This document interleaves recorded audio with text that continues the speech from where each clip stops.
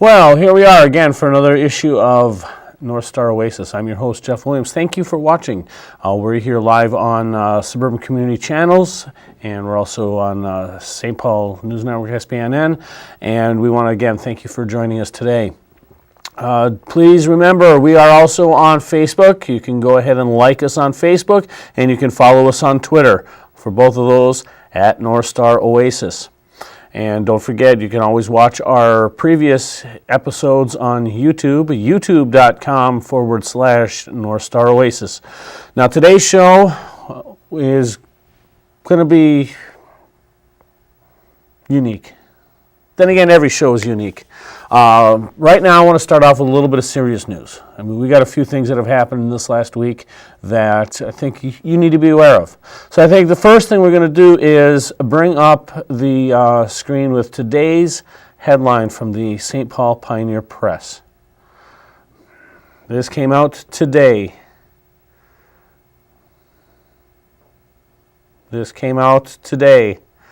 Seems that we are having some slight technical difficulties.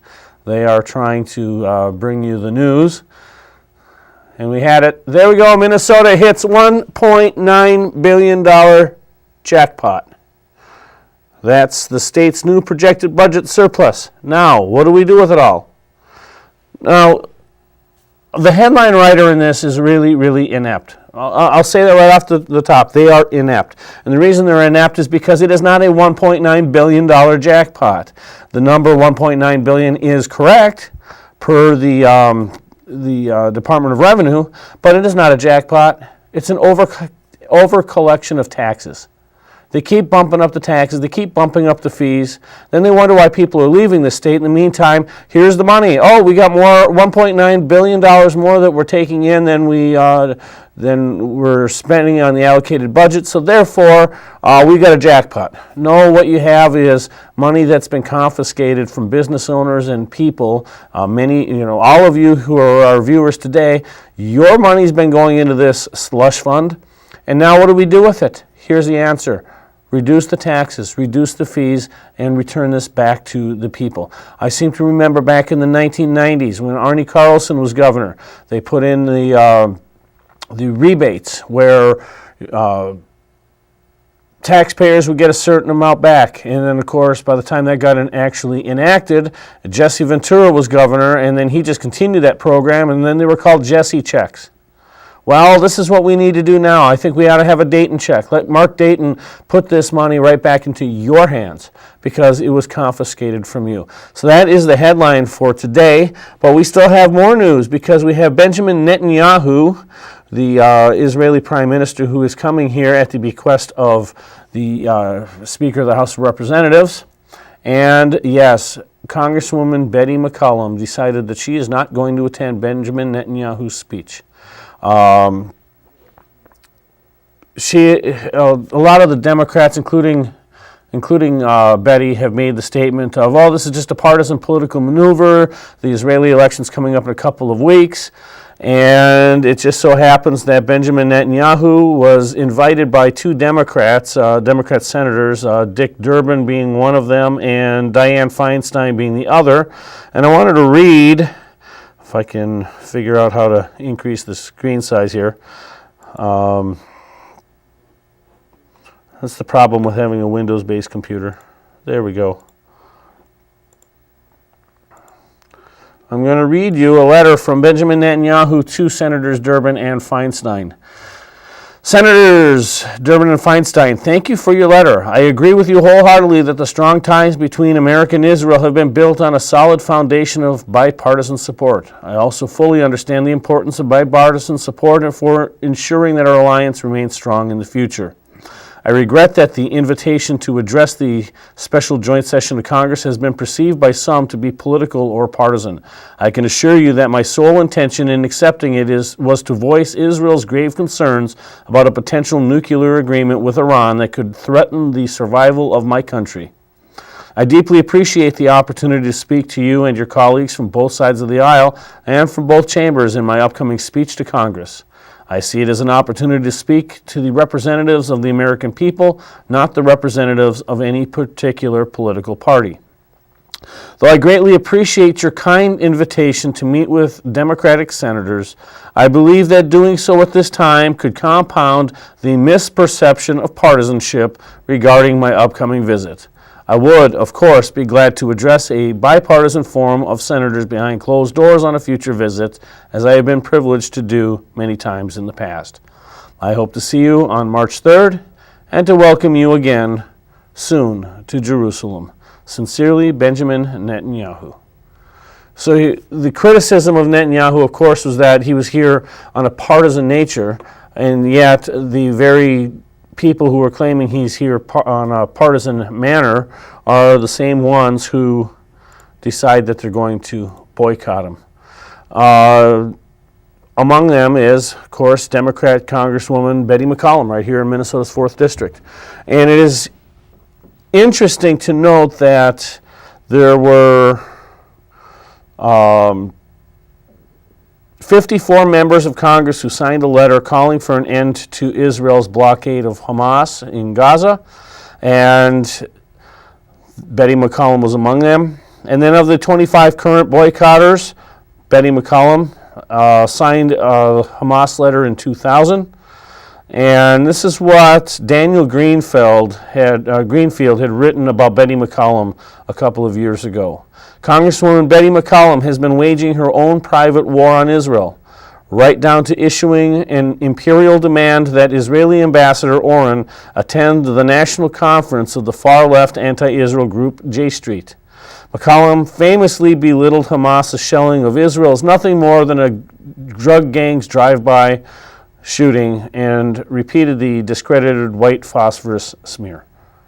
That's our Congresswoman, and if you happen, as I said last week, if you happen to have Jewish blood in you, then I'm wondering why you would be supporting somebody who is actually out for the destruction of your people.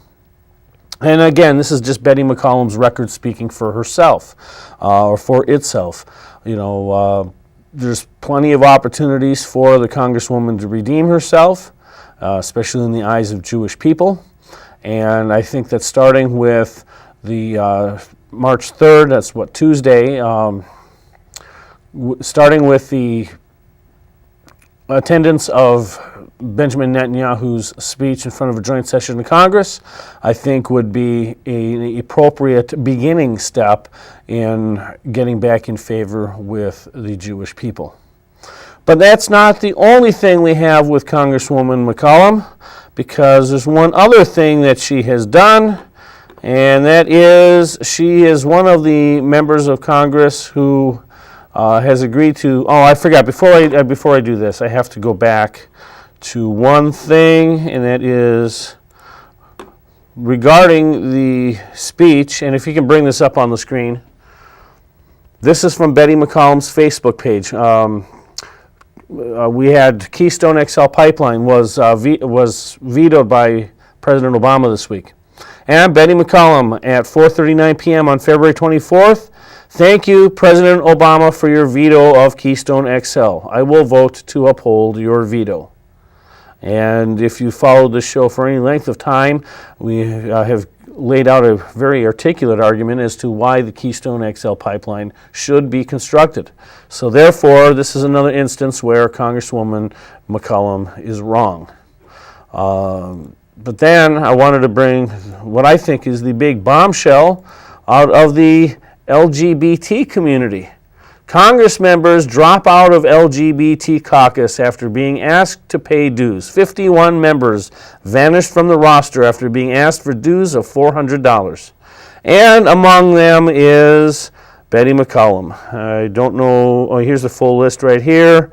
And right there where my cursor is, Betty McCollum's name is on the list of members of Congress who dropped out of the LGBT caucus. So for $400 of money that comes out of an account that doesn't come out of your own pocket, because she actually would not be paying it, it comes from a fund for each congressional office. So yes, we taxpayers would be forking over the amount, but I'm actually not going to complain about that because I know that there's enough people who are gay, lesbian, taxpayers in this district, that it's their tax money that would be appropriated. So I'm not worrying about that, but for somebody who's come out and made a statement for so many years that she supports the LGBT community, then why are you dropping out of the LGBT caucus? You know, it's the LGBT Equality Caucus. So how come you are no longer a member? You're not paying $400 dues. I'm sure that there's LGBT members here who would cover your dues, Congresswoman McCollum. But the thing is, you're not representing their interests, are you? And if you are a member of the LGBT community, then perhaps you should show a little bit of outrage. If you're a member of the Jewish population in the 4th Congressional District, you should also show a little outrage. And then, of course, if you support the Keystone XL Energy, or the Keystone XL pipeline, that's also something where you should show a little bit of outrage. Because these are 3 areas where Betty McCollum is wrong. And the reason I say on the LGBT caucus that she's wrong, because she's the one who's come out and said so many times that she supports the LGBT community. And yet she's not going to back them by being a member of their caucus. That's where she's wrong, because she's ducking the issues within people that support her. So that's the news that we have on the congressional front for today. Now I'm going to, before we go into the meat of today's show, I'm going to show a video from a film. And if we can keep the audio going up while I play this clip. This is from 1982.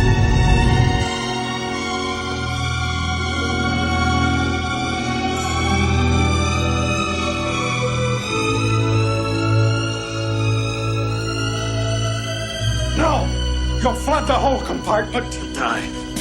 He's dead already. It's too late.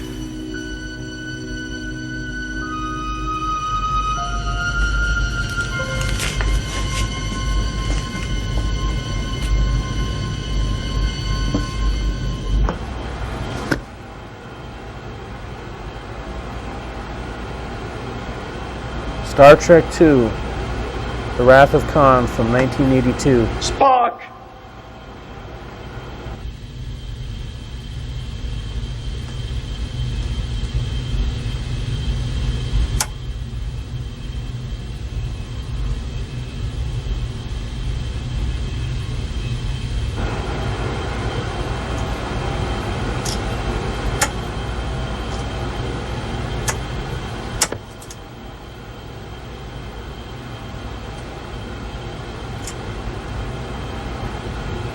Ship. Out of danger. Yes. Don't grieve, Admiral. It is logical. The needs of the many outweigh The needs of the few. or the one.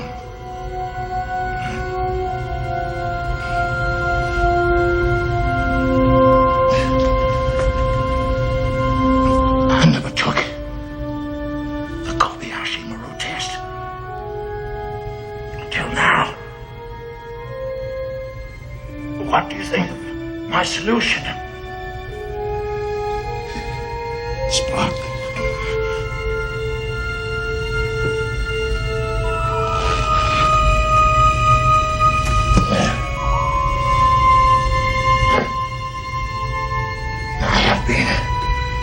And always shall be your friend.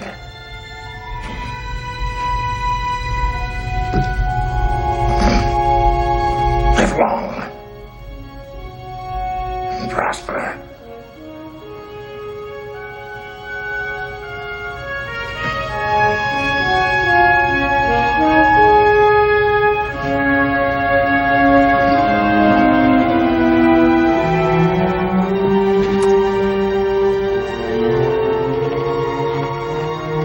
And as we see the death of Spock, No. we see the death of Spock in Star Trek II, we remember the late Leonard Nimoy, who portrayed Mr. Spock for so many decades, almost 4 of them. Actually, almost 5, sorry. Star Trek first came out in 1966, was only on for 3 seasons. I wasn't even born when it was already in syndication. And our producer, he remembers the first run. Our young intern, he remembers the films and probably the next generation. But the fact is, one of the icons of that entire franchise was Leonard Nimoy. He was a very, very talented actor. I remember watching some reruns of the old Mission Impossible, and he was on there, and he just had an amazing career. 1975, he wrote his autobiography that was titled I'm Not Spock. And 20 years later, he wrote another autobiography that said, I Am Spock. Mr. Spock, a.k.a. Leonard Nimoy, passed away yesterday at the age of 83. And he's already missed by legions of Star Trek fans, including myself. Live long and prosper, Leonard Nimoy. Thank you for your contributions. Turning the page, we're going to move on to the fact that I have a round-trip ticket. Let's put it on over here on camera 1. We have a round trip, good for 1 round trip on night trains. If you recall last week, we had shown you a preview of the night trains. This is the ticket from 2 weeks ago when we had left the studio here and went on over to Bandana Square for one of the last 3 opportunities to catch their program. And with night trains, tonight's the last night. Tonight is the last night of night trains, and I want to encourage you to show up. It starts at 6 o'clock at Bandana Square, goes until about 9 o'clock tonight. They started this back in November. Tonight is the final night. So if you're watching this live on February 28th, Saturday, get on over there. If you're watching this on a replay or rebroadcast, I'm sorry you missed it, but that's one of the reasons why I want to make sure that you had a chance to see it, see our preview last week. So right now we're going to go to a video clip with Paul and Steve Grutzman. They're brothers. They're with the Twin City Model Railroad Club, and Steve is the one who actually built the replica of the toy. I hate saying the word toy, but the model Canadian Pacific Christmas train. And here's an interview I conducted with them 2 weeks ago.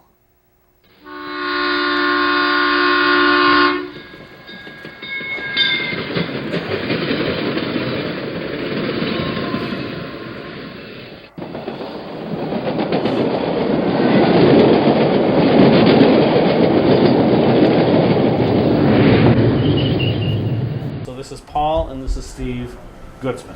Yeah. Okay. So for either of you, just first of all, just tell us more about the event, the Night Trains event. How long has that been going on? What are some of the things that you've done and seen over the years? Well, we started out kind of the mid-'90s, a very small operation. We only did a few weekends before Christmas. Now, we have always had a Christmas show, but the night train kind of evolved on its own because a lot of the members make interior details and lights and stuff that you really can't appreciate with the lights on.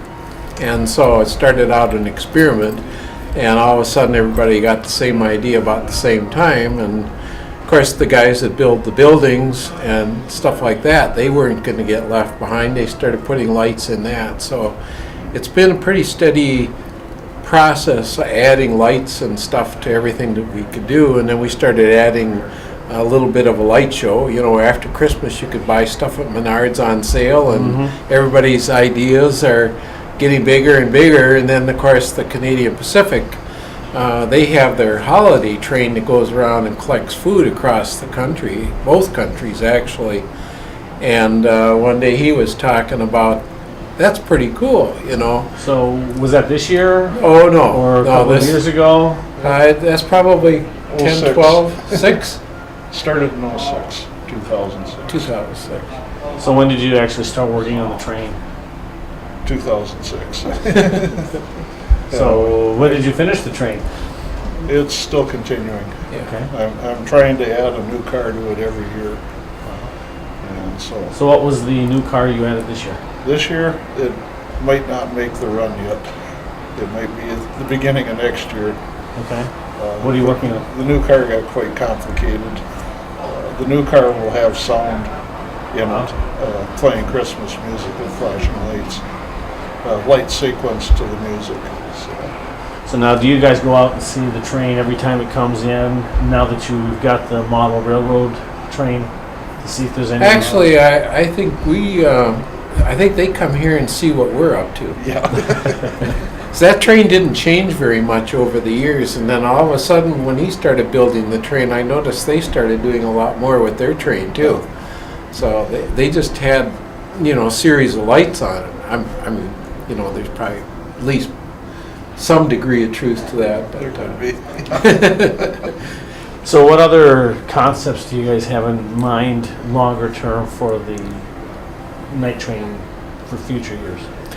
Well, we've got a lot of, right now, a lot of maintenance and stuff to do. In fact, I was noticing tonight a lot of the buildings, the bulbs have burned out and stuff like that, and street lights, so we got a lot of maintenance to do in the next year. And we'll always have something new. This year this was an addition to the railroad. The year before, we had the Lego people in here with an incredible display. They basically overbooked this past year and couldn't make it, which was kind of sad. So how many people usually come through here in the course of the season? The season is around Thanksgiving to... I don't know for the whole season. Tonight there was just short of 600. It was a pretty good night. We've had several over 700. And I think the lowest night was probably about 350. So we run, 15 weekends? It's certainly our biggest fundraiser of the year. And What are some of the other fundraisers that you do? we have a flea market at the state fairgrounds. We got one coming up on Saturday before Mother's Day.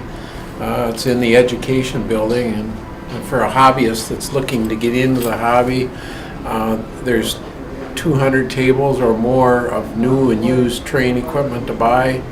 And there's people with just about every scale of equipment that you could look at, and Okay, I have to operating ask this layouts. question. And You guys are brothers, yeah, and I know there's usually sibling rivalries that go on. So now, you guys are both allied on the model railroad set. When did Yeah. you guys start? Well, first of all, who's the older brother? well, that'd be me. Yeah, that would be you. Yeah. So who started the whole model railroading amongst you two? Well, That would be Paul. I got a wind-up train set when I was about 6 or 7 years old. In them days, you had to wind it up, and for effects, they had a little flint in there. And when it went down the track, sparks would come up the stack. That scared the hell out of me. So once I found out that wasn't dangerous, it's been trains ever since. And how about for you, Steve? I started modeling when I was quite young, probably 10, 12. Well, you inherited my trains when I went in the Navy. When he went in the service, I inherited a bunch of his toys. And over the years, I kind of got out of it, and now I'm getting back into it. Basically, since '06, I've gotten back into it, and with the O-scale layout here. So is there any one particular piece that you guys have each just thought that was your favorite of all time, all the years you've been doing this? It doesn't have to be the same piece. You mean a model, or? Yeah, a model, either a building or Well, I'm kind a of car. prejudiced. My Christmas train is definitely. Yeah. I've always liked the steam engine that the Minnesota Transportation Museum restored and operated, the 328. Oh, 328. And 1981, they started operating that in New Brighton. I had a little bit to do with that. And it ran up until 1999 when the boiler license expired. Now it's sitting over at the Jackson Street Roundhouse on display. And so I spent 5 years building a model of that, and that's probably my favorite locomotive, and I still like the engine. I've got a lot of footage chasing it when it was running on the Osceola line or down in Stillwater or even in New Brighton. So Well, thank you, gentlemen. Thank you. I appreciate it. My pleasure. Well, that was our introduction to the Twin City Model Railroad Club. And since we are 299 shopping days left until Christmas, we figured that now is a good opportunity to give you some buying options. I say buying options because we also had an opportunity to discuss model railroading, the history of model railroading, and how to repair model railroad cars with the train doctor. And that is Paul Southard, who has been with the organization for a number of years. He's also a PhD over at the University of St. Thomas. So let's take a look at what the train doctor has to say here on North Star Oasis. And you're considered the train doctor. More or less, yeah. Oh, there we go. Thank you. We're all volunteers here. I mean, it's an all-volunteer organization, so most of us have outside, they're either retired or we have outside jobs. We don't have any paid staff here. So, yeah. So I take care of a lot of the older trains here at the museum.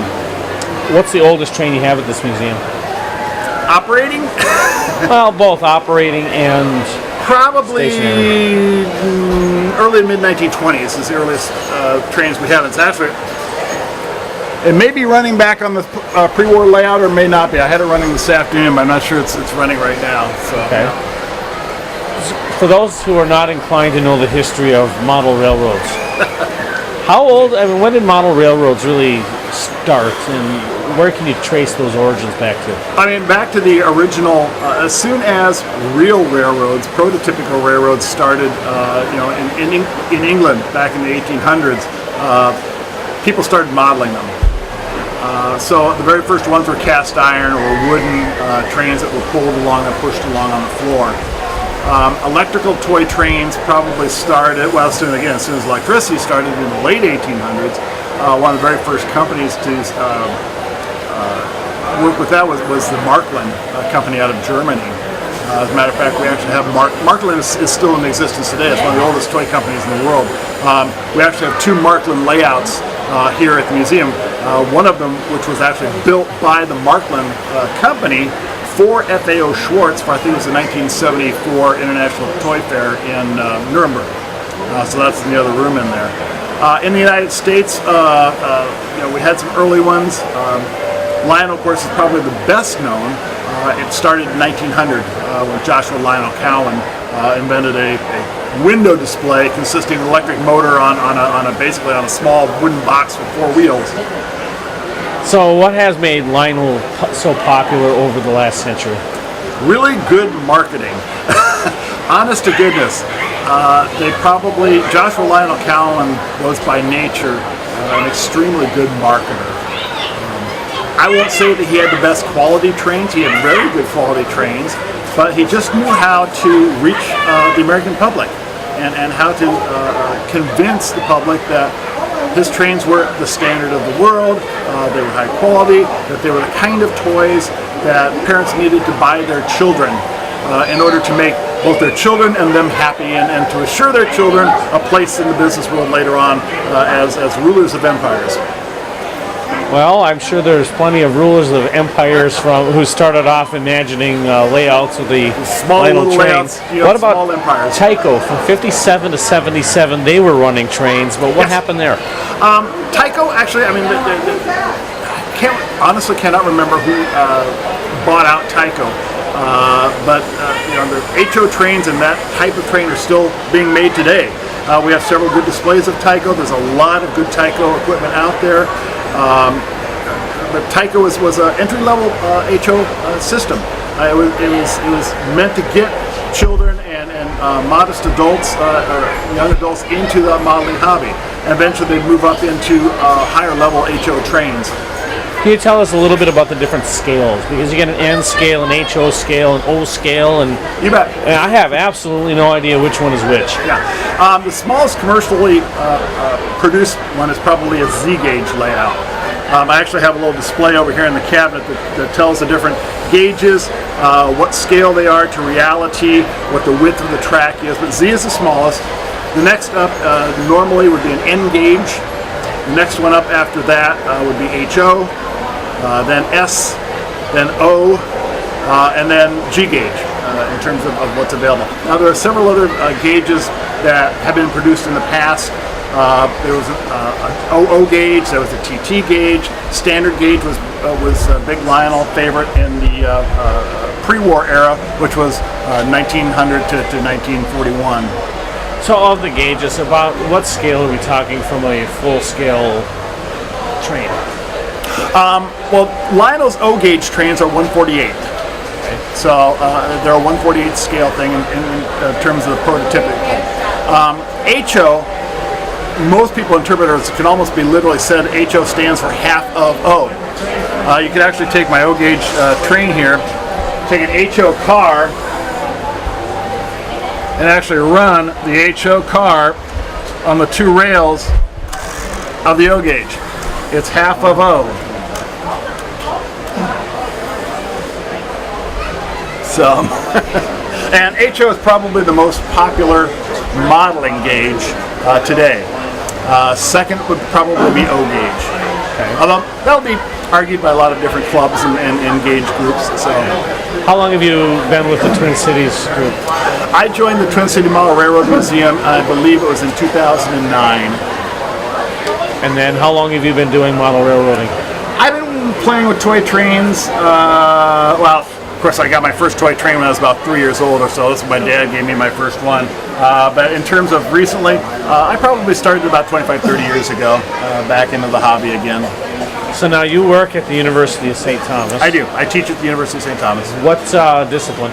Oh, I teach in the business college, the Opus College of Business. I teach in the operations management department. So does your training and educational background and your modeling ever come together? A little bit, because a lot of what I teach is logistics, and a lot of logistics concerns train travel, transportation. So there's a little bit of blending there. And then could you just tell us a little bit about this shop and then how to repair and how frequency you repair model railroad trains? Yeah, I developed the shop here with general tools. Most of the tools that you see here, except for a very few, most of these tools came from the local hardware stores, or I mean, a lot of this says Sears on it, and so a lot of these are very common tools. And it's really not very difficult to repair toy trains, particularly Lionel. Beginning right after World War II, Lionel produced a very thorough documentation of all of its trains that are summarized in several different written forms, but also it's on DVD now, so that, I mean, it's very simple to repair these and to keep them in shape. Parts are available for them. There's several different parts dealers available for all trains, all the way from 1900 to present. So there's a lot of good books out on how to maintain, restore toy trains. A lot of them are by Columbot Publishing, which does a lot. They're the publishers of model railroading and classic toy trains. And they put out a lot of good books on how to maintain and restore trains. And that's really how I learned, and how I would recommend other people learn, is just read. A lot of information is available on it. So what's the most difficult train repair project you've ever undertaken? Probably the most difficult toy train project available is rewinding coils, either in E-units or in motors themselves. Anytime you get into a lot of different electrical wiring, it starts getting a little bit more complicated. It's one of the reasons also I stick with trains produced prior to 1970, because anything after 1970 starts getting circuit boards in it, and I don't deal with circuit boards very well. We do have a couple members of the museum that are authorized repair people for Lionel and or Mike's Train House, and they have the equipment and the parts available for modern electronics. So I stick with the old trains. They're much simpler. What's your favorite train? Oh, everybody has one favorite train. Actually, I got asked that earlier today, and I had to admit I really don't have one. I told them that my favorite train is the one I'm currently, whatever one I'm currently working on. So you've got. I love the steamers. I love the big old steam engines. I love watching, the running gear, And what kind of train is flashing this? back and forth. This is a train from about 1953 or so, and it's a very heavy Lionel, and it's just fun. It's just fun to have. They're nice and heavy. They work well. They run forever if you take care of them. But you also have to admit that some of the diesels, particularly the F3 diesels, the Santa Fe F3 diesels that Lionel produced in the 1950s, were popular as well. We've got one of those running back there. There's several different displays. So. Anything you want to add to our viewers? Well, I hope they are able and take the opportunity to stop down at the museum and see what is available in the hobby. We have a mixture of both history, because the scale part of the layout next door was originally built back in the 1930s. It's been rebuilt several times. But next door, that layout, which models the Twin Cities in the 50s and 60s, every rail, every tie was all hand-laid. All the buildings, all the bridges were all handmade. Most of the equipment running over there is either built from scratch or from kits. So that's a fabulous history piece there. Over here is all the toys and a history of the toy trains from the 50s or from 1910, 20s to current times. All right. So it's just a really good overview of what's available in the model and toy train area. Thank you. You're welcome. Thanks for coming by. Appreciate it. Peter. You bet. Good luck. Thanks. Have fun. I always I kept am. running into the train doctor. Every time we turn around, we'd have another question for him. So here's a little bit of track instruction. What kind of tracks are there in the different scales? What are the best ones to buy? Which ones come with a kit? Well, the train doctor had some answers for us. No, beginning probably in the 1940s and continuing right up until the last few years, in Lionel starter sets, they would have an 027 gauge, which was a lighter weight, less expensive track. It was called 027 because when you took the curves and made a complete circle out of them, it made a 27-inch circumference diameter curve. Lionel in the upper scale sets and upper level sets would actually produce what they called O-gauge track. Heavier gauge, a little bit longer, lasted a little bit better, but overall they're the exact same width. So trains that ran on this track would also run on this track. The modern equivalent is Lionel's Fast Track, and this is what Lionel sells today. But again, same diameter, same difference between the rails, same distance between the rails on all these tracks. This is Mike's Train House, MTH. So, and a train that runs on this will run on this, will run on this, will run on this. So this is just simply the modern version. So, I collect a lot of sets from people, and of course a lot of people have a lot of old 027 I track. used to have 027 track. You bet everybody did, and so that's why I have tons of it. I got 2 more buckets of that at home. Here's the other bucket. When that one starts getting empty, I add that to it, and I've got a couple more at home. Because, most people, if they're going to do a formal layout, don't want to use this. It's too lightweight. Particularly this stuff is really too dirty anymore. It would take a lot of effort to turn it into a condition that you'd want to be able to run trains on a constant basis.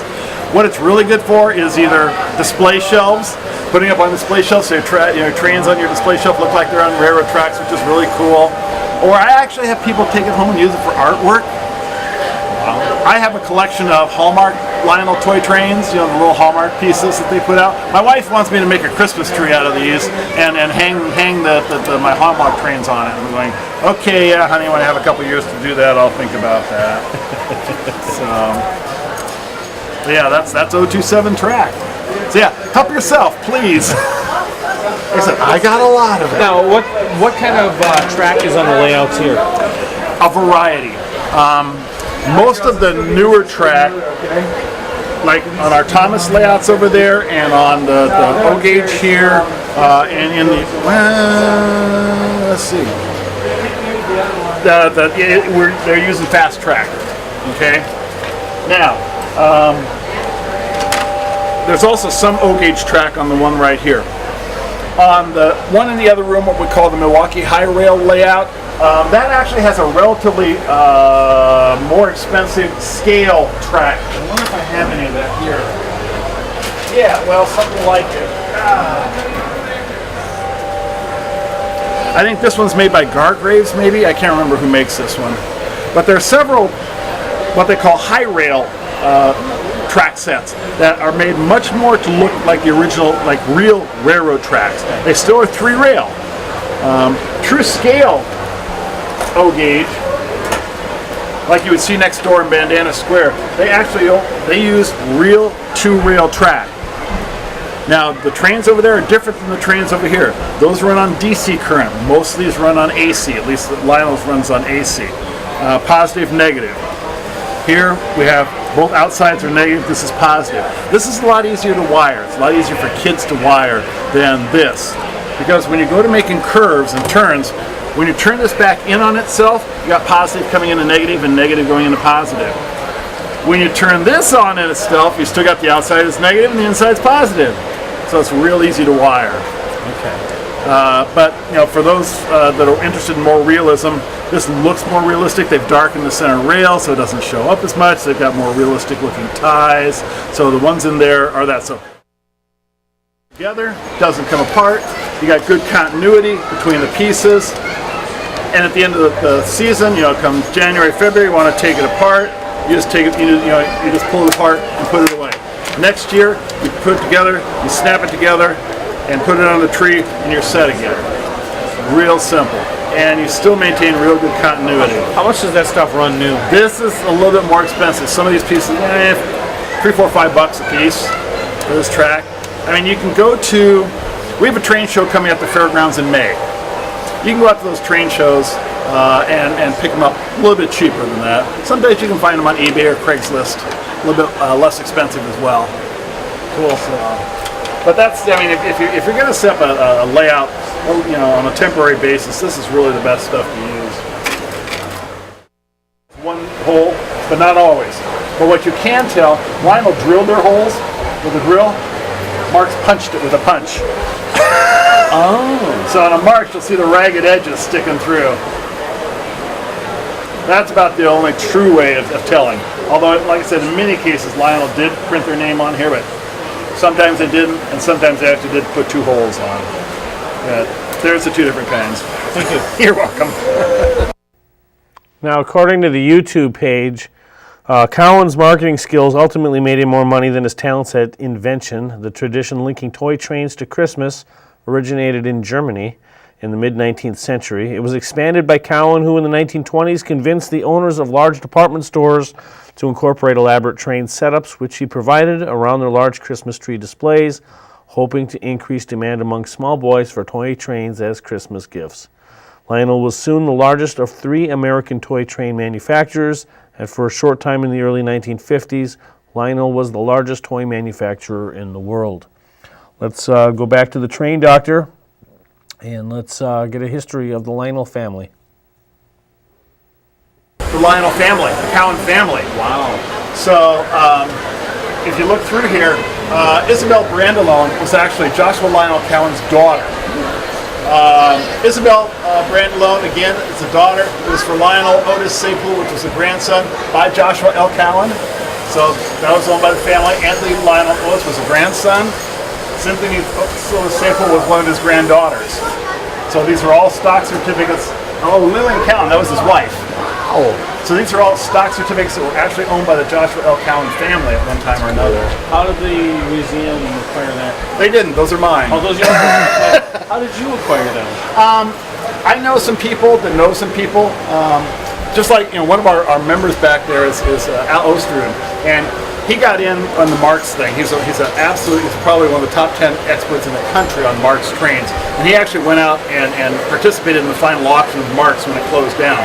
Well, I know a couple guys that actually participated in the final auction of a lot of Lionel stuff when they closed down some of the stuff in New York and in Michigan. And Bob Osteroff, who's written a couple books on Lionel, has a whole bunch of stuff, and I know Bob, and most of this came from him. So he sells a lot of this on eBay still. So yeah, you can still get a hold of it. Again, I love the history behind it. So that's kind of what I like. So yeah, so some of these actually signed by Cynthia or I just had a lady ask me about what saved Lionel in the 1930s. Why didn't they go bankrupt? I'm like, well, Lionel was in receivership. But what saved Lionel? And I pointed at Mickey You Mouse. didn't talk about the hand card. The Mickey Mouse hand card. That sold for $1 a piece. Yep. Which really didn't save, but that was a great urban legend. It's a fun story. It's a fun story, and everybody tells it. Hey, Lionel didn't save himself selling, $65 Blue Comets. That's true. Yeah. Now when everybody was in soup lines. Although you notice, if you look at some of the prices over here, there's some pre-war trains over there in that display case right there. And they were selling trains for $60, $70, $80 in the 1930s. Wow. And you're going, really? In the 30s? Yeah, they were. And they did. People still had money. And the people that had money still bought trains. The Blue Comet in 1933 was one of the Cadillacs of the Lionel line, $65, which would be about $1,100, $1,200 today. Michael's an expert in the standard gauge stuff. And you think even today, how many children ask their parents for a $1,200 train set for Christmas? And that's what the Blue Comet was at that point. It was that price range. $65 was a lot of money in 1933. If you look around, I've got a lot of the sets in the display cases around there, and they have the original. They're on loan from my collection, and they have the original retail price on it.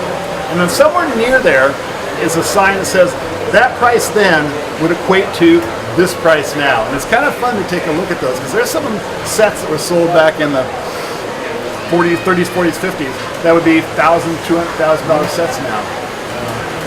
Woofda. But I mean, let's be honest. You go into the other room there and see our 261 in there. That's a modern Lionel engine. That engine and tender run about $2,000 for just the engine and tender. So Lionel's still selling some stuff today. Well, they're still selling a lot of stuff today. But they're still selling some really expensive stuff. Wow. They sell, entry-level stuff too. You can get a basic entry-level Lionel set for $150, $200. But you can spend $2,000 or more just for an engine and tender. What's the big boy run, do you know? Oh, I got a big boy from Mike's Train House, one of Lionel's competitors, when they were the first ones that made a big boy in O-gauge and 3-rail. And that was about 1999, and I think that was about a $1,500 locomotive then. Lionel's newest big boy has all the bells and whistles, even more so. When you hit the whistle button, there's actual steam that shoots out of the little whistle on the locomotive. The coal load in the tender actually goes down as you run it. The little coal load actually goes down. Like it's getting used. Wow. It's even more high tech, and I think that big boy is... I think it's $2,500 or so? Something like that. It's $2,700? almost like double what I paid for mine 15 years ago. Neil Young is still involved in this system. He's still big into the sound side of Lionel's trains. He does a lot of work. He's amazing. He's still a stockholder in the. Yeah, he's a minority holder, but he's still involved. He's still involved in the design of their sound systems. So. Well, Lionel's remote control system, their handheld remote control, that was all Neil Young's out of his head. Yeah. And that all became because of his son. Yeah, I think Neil Young's son, is it cerebral palsy? Cerebral palsy? His son is wheelchair bound, and he's got it pretty bad. And Neil Young's layout, well, it's a building. I have a train layout. He has a train layout building on his property, and it's huge. And the way he could play with those trains with his child, his son, is he devised a paddle that his son could hit with his head that would allow him to turn the train on and off, or to sequence it reverse, neutral, forward. And so his son could play with the trains with him because he couldn't do it with his hands. That was the beginning of Lionel's remote control Trainmaster system, was that paddle for his son's head to run the trains remotely. Neil Young came up with those ideas, ran it by Lionel, got involved with Lionel. Lionel's rail sounds got better because of Neil Young, and the remote control system was all devised by Neil Young's ideas. And originally the Lionel remote control system had an extra add-on accessory you could plug into the remote called the big red switch. And it was a big red button. So whatever you did last on the remote, if you blew the whistle, every time a child could hit that big button, it would blow the whistle. If you hit the direction, it would hit the direction each time. So whatever you did last, the big button would do to allow a small child to play with your trains with you. And again, that was all tied into his son with the cerebral palsy. Wow, interesting. Yeah, he's into toy trains besides being a rock star. Well, thank you, gentlemen. Well, if you are interested in one of those Mickey Mouse hand cars, you can actually find one on eBay. I'm looking at it right now. The price is $395. Keep in mind, in 1934, this sold for $1. So right now, you got one for $395. There's others that are up as high as $925. And then I even saw a 1930s, excuse me, 1930s Lionel circus train set that is selling on eBay for $5,000. So Joshua Lionel Cowan really hit a home run with that company.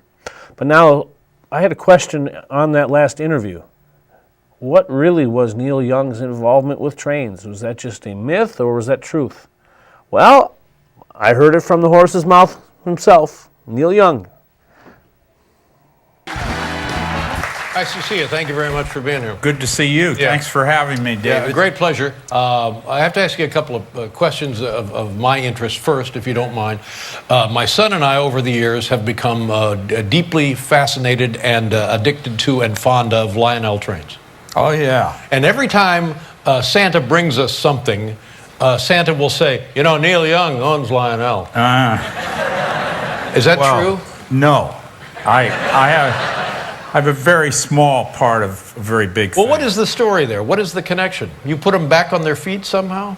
No, I just, I developed a model train control system for Lionel and the sound systems because I basically made this for my kid, for my son Ben, who's he's in a wheelchair and he uses a switch to run this thing. So I created this way of running the trains for him so he could do it with this little switch, and it duplicates anything that you put on the controller. So we made a digital control system to do it with. And that's how it creates the authentic train sounds that you get now? We record the sounds, and then we, the algorithms we develop the algorithms that mimic the way the sounds sound when the train moves, Wow, that's tremendous. It's If you cool ever get stuff. the vintage trains without the sound, there's a noticeable difference. There is.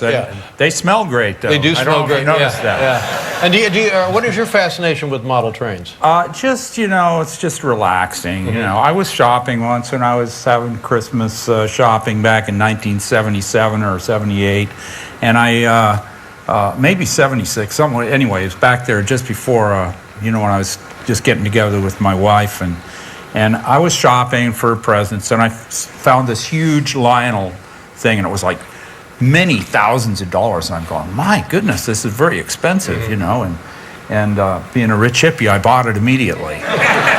So then I took it home, and I took it home, and I opened the box, and I found all this stuff in it. It's great. I mean, it was extra that I didn't know I had. Yeah. So I got into it, and then I started realizing, well, this is a very clunky kind of way to do this. We could do a lot better than if we had the little digital going. You're some kind of a mechanical, electronic, in addition to being musically... Very nerdy, I think. I don't know. Now, the other thing is, the last time you were on the show, you were talking to me and talked to me later about a Lincoln Continental that you had converted to an electric-powered car. I'm going to bring that to you. We'll be right back with Mickey Fiasco, everybody. Okay, Lionel trains, they are still made today, I do believe, but the thing about Lionel trains is that it was the marketing behind them that was really ingenious. And so in the next couple of minutes, we're just going to show a couple of classic Lionel train ads. We're going to start with a 1960 Mercury, the astronaut program, the space program was really big. And so Lionel capitalized on that in the early 1960s, and we're going to take a look at their little playset ad.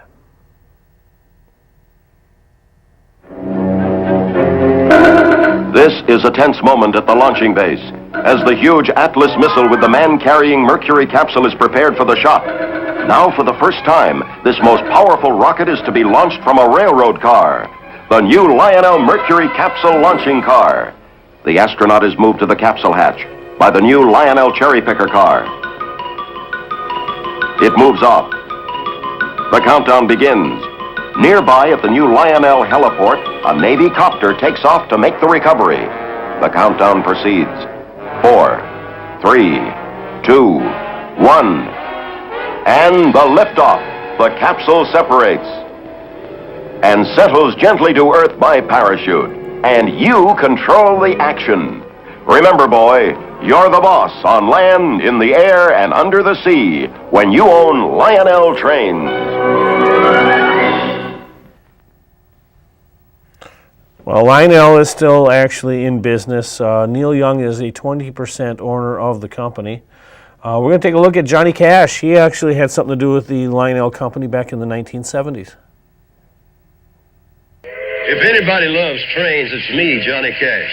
You know, if your boy's under 10 like mine is, he needs a big Lionel like this Black River Freight.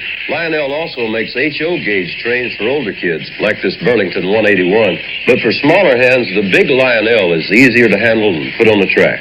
This Christmas, get your boy a train that's built for the way young boys play. A big, rugged Lionel. Lionel, the big train for small hands.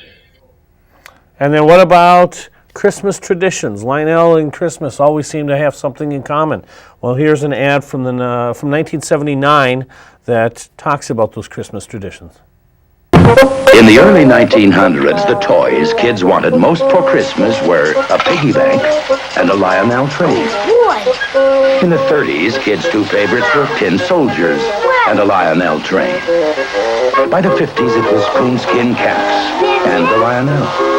Every Christmas, kids have their favorite toys. Midnight Flyer! And every Christmas, one of them is a Lionel train. Why just give a toy when you can give a tradition? Lionel. Why give a toy when you can give a tradition?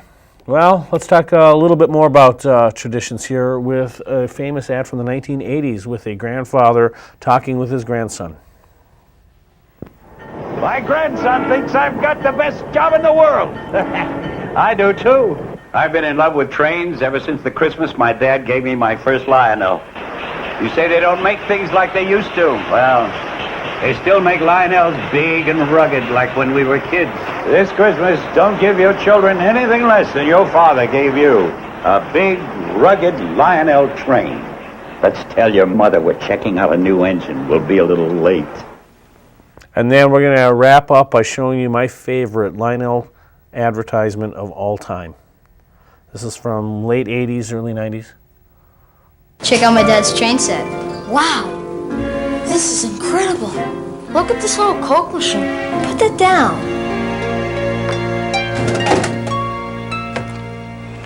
Wow, a Coke machine. That's great. There's a Coke machine at the station. They got a Coke machine? I thought we'd never get one. Coke machine? What's a Coke machine? I thought we were going to get it. Where's everybody going?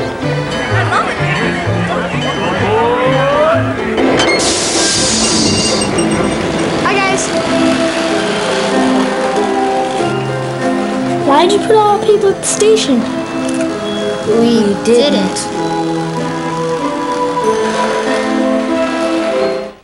Okay, the last one was actually a Coca-Cola Company ad, but it's still used Lionel trains. So with 299 shopping days left till Christmas, there's an opportunity for you to go on out now and buy some Lionel train sets or any other type of trains. But the biggest thing is don't forget to show up and see night trains at Bandana Square tonight. I'm Jeff Williams. Thanks for watching North Star Oasis. We'll see you next week. And in the words of Leonard Nimoy, live long and prosper.